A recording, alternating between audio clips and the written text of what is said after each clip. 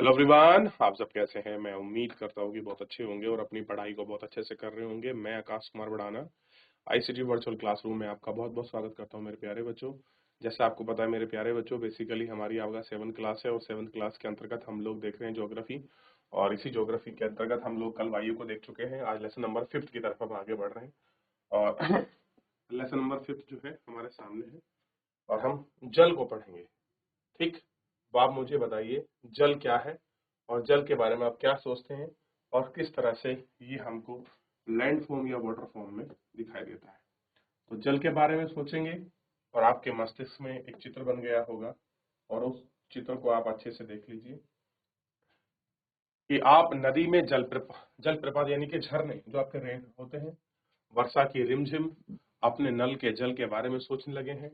बच्चे वर्षा से भरे गड्ढे में कागज की नाव तैराकर बहुत खुश होते हैं। दोपहर में गड्ढे में जमा पानी गायब हो जाता है और वह जा कहाँ चला जाता है। बारिश हुई और बारिश के पानी में लोग नाव छोड़ते हैं, कागज के गड्ढों में पानी भर जाता है, शाम तक वो गायब हो जाता है। आखिर वो गया कहाँ। सूर्य के ताप के कारण जल वाष्पीकृत हो जाता है और हो जाने के कारण जल संघनन होकर बादलों में का रूप ले लेता है। यहाँ से यह वर्षा हिम अथवा हिमसरिता के रूप में धरती या धरातल के नीचे चली जाती है। ठीक, जिस प्रक्रम में हम जल लगातार अपने स्वरूप को बदलता रहता है, महासागरों और धरती के बीच चक्कर लगाता रहता है, उसे जल चक्र कहते हैं। क्या कहते हैं उसे? जल चक्र कहते हैं। हमारी पृथ्वी थलशाला के समान है। जल सदियों तक पूर्व में उपस्थित है और वहीं आज मौजूद है। जल का प्रयोग आप अनाज हम हरियाणा के खेतों में सिंचाई के लिए कर रहे हैं। हो सकता है कि सैकड़ों वर्ष पहले अमेजन नदी यहाँ बहती हो। ठीक, इसके अलावा जल के स्रोत में नदी, ताल, सोत, हिमनद, महासागर, समुद्र का जब लवणीय जल होता है, इसमें अधिकांश नमक में सोडियम क्लोराइड, जो हम नमक खाते हैं उसमें क्या होता है? सोडियम क्लोराइड खाने में उपयोग किया जाता है। देख लिया आपने, क्या उपयोग करते हैं? सोडियम क्लोराइड का हम लोग इसमें उपयोग करते हैं। ठीक, चलिए, तो इतना आप थोड़ा सा देख लीजिए कैसे हमको जल की प्राप्ति होती है और जल आपको किस किस फॉर्म में देखने के लिए मिल जाता है।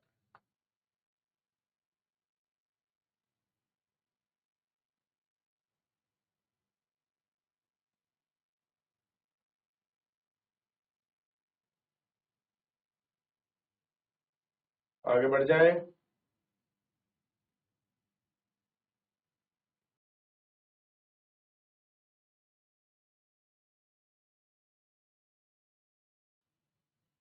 अब देखिए, एक सिंपल बड़ी प्रोसेस बताई गई है।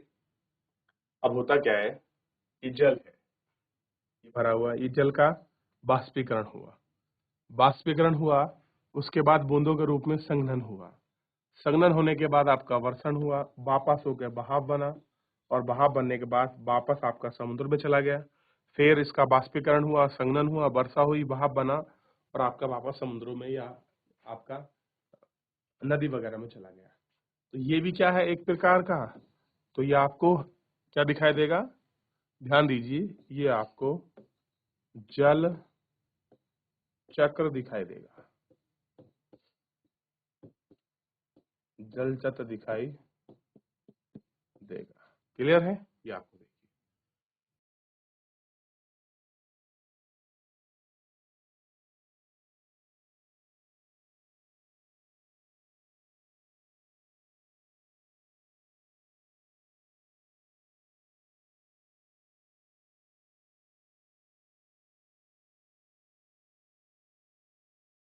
थलशाला, 1/4 के 1/4 भाग में मिट्टी भरकर उसे अच्छी तरह से दबा दें, फिर उस पर ह्यूमस की एक पतली परत लग जाएगी और पहले इसे बड़े पौधे लगाएं, तुरंत उसके चारों ओर एक छोटे पौधे में व्यवस्थित करें और इसको जल की फुहार पर छिड़क दें, स्वर बंद कर दें और मिट्टी के द्वार उसको वाष्पीकृत कर दें। ठीक, और संघनित हो जाए।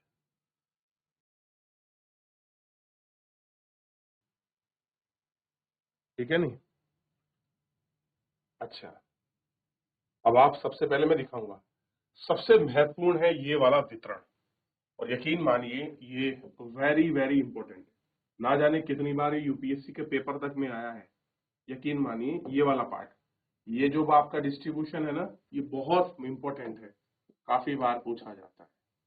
देखिए, जल का वितरण, हम सभी जानते हैं कि पृथ्वी की सतह का 3/4 भाग जल से ढका है। कितना? 3/4। यदि धरती पर थल की अपेक्षा जल अधिक है तो अनेक देशों में जल की कमी का क्यों सामना कर रहे हैं? कितना बढ़िया क्वेश्चन पूछा है। अगर हम ये कहते हैं कि भाई 75% पर आपका जल है, अगर सब पे जल है, फिर भी हम इतने सारे देश ऐसे हैं जल का वो सामना क्यों कर रहे हैं, उनको पानी की समस्या क्यों हो रही है, बताइए। तो इसका जवाब आपको यहाँ मिलेगा। क्या पृथ्वी पर मौजूदा जल हमारे लिए उपलब्ध है? और निम्नलिखित में से जल वितरण के में प्रकाशित है। महासागर का जल देखिए, महासागर में 97.3% जल है। तो सबसे ज्यादा कहाँ जल है? महासागरों में। ठीक, उसके बाद 02.0 ये कहाँ है? जो बड़े बड़े आपके हिमनद है उनमें। और 0.68% कहाँ पर जल है? तो आपका धरती के अंदर जल है। 0.009% ये कहाँ पर है? जो आपकी झील वगैरह है उनमें है। और स्थल, समुद्र, नमकीन जो झील है, 0.009% उनमें जल है। ठीक, और जो हमारा आपका इनमें हो गया, देखिए ये इसका हो गया, ये लवणीय जल इसका है, झील वालों में ये हो गया, नमकीन झील में ये हो गया, ये वायुमंडल का बचा है। अच्छा, जो हमारा एटमॉस्फेयर है, ध्यान दीजिए, जो हमारा एटमॉस्फेयर है उसमें कितना है? 0.0019%। और नदियों में कितना है? आप देखिए, हम इतना पानी देखते हैं, नदियों में कितना है? 0.0001%। तो सबसे कम जल कहाँ है? नदियों में ही है। नदी से ज्यादा जल किसमें है? वायुमंडल में। सोच के देखिए, नदियों से ज्यादा जल किसमें है? वायुमंडल में। और वायुमंडल से ज्यादा जल किसमें है? जो आपका ये झीलें हैं, आपके स्थानीय समुद्र हैं, छोटे छोटे जो लेक हैं बड़ी बड़ी, इनमें। इस तरह से आपका 100% जल आपका बन जाता है। क्या बन जाता है? 100% जो जल है ये आपका बन जाता है। देख लिया?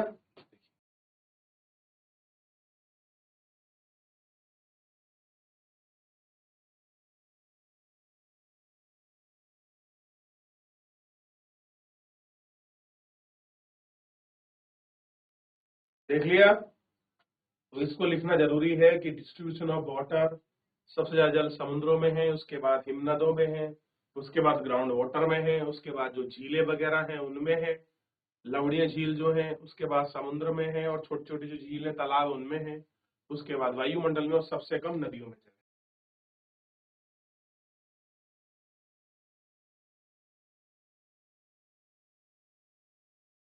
आगे बढ़े।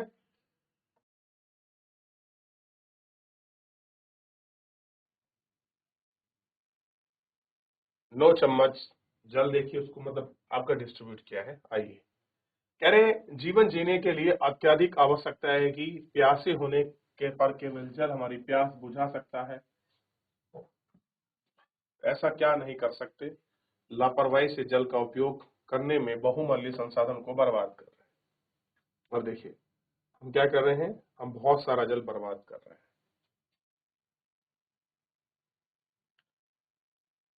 Now water you are drinking, आप सोच के देखिए कितना बड़ा, मतलब बहुत कम हमारे पास पीने के लिए पानी है। और अभी आपने पूरा उसका कैटेगराइजेशन देखा है, और डिवाइडेशन होने के बाद भी फिर भी आप ऐसी बात कर रहे हैं।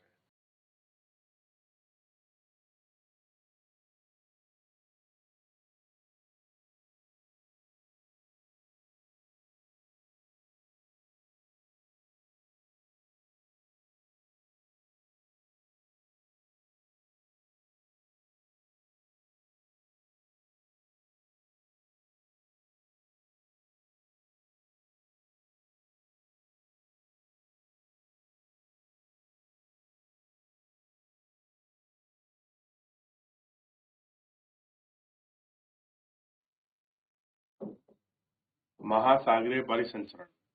समुद्र तट पर नंगे पैर चलने की एक जादुई सी अनुभूति होती है।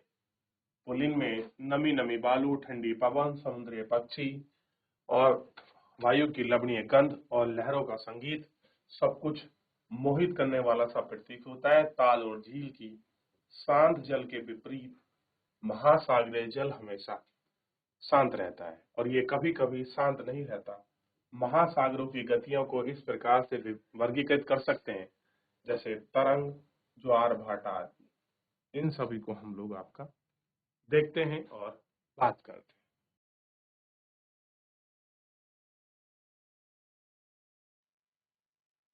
देख लिया अभी भी।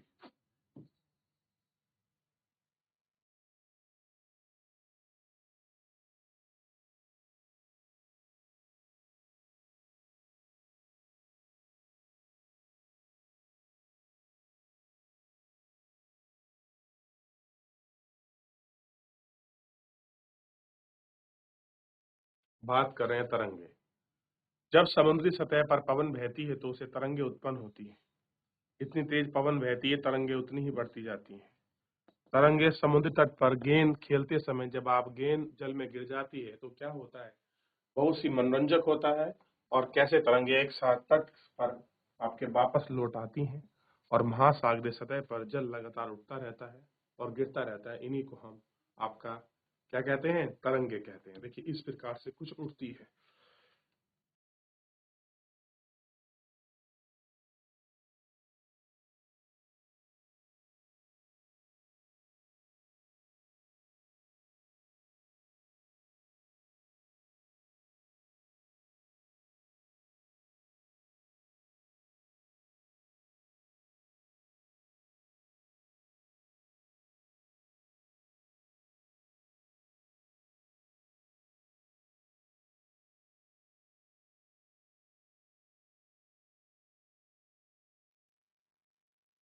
देख ले बच्चों, चलिए यहाँ तक कोई डाउट किसी का, कोई क्वेरी? अब मुझे बताइए, इसको पढ़िए जल्दी से। देखिए